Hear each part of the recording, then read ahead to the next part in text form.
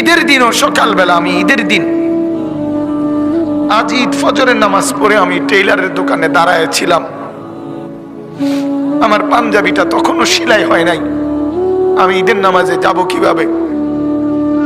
আমি সেই অভাবে সংসারে বড় হয়েছি। তারপরও কোনোদিন বাপ অবৈধ রোজগারের পিছনে যায় না। এক মসজিদের ইমামতি করছে 43 বছর। আব্বা এক মসজিদে নামাজ পড়াইছে, এক মসজিদে 43 বছর এক মসজিদের ইমাম ছিল। আমার বাপ এটা বোঝা উচিত, নিজের সন্তানকে গুনাহের রোজগারের উপরে নামায় দিয়ে কেমনে সুখ আসবে?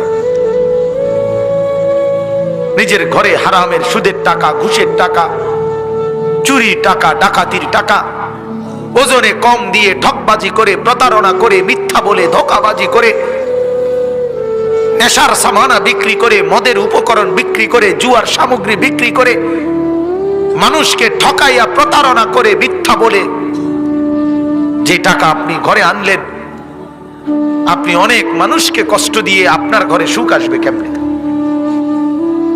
বলে? আল্লাহ আমাদেরকে বুঝার তৌফিক দান করুন।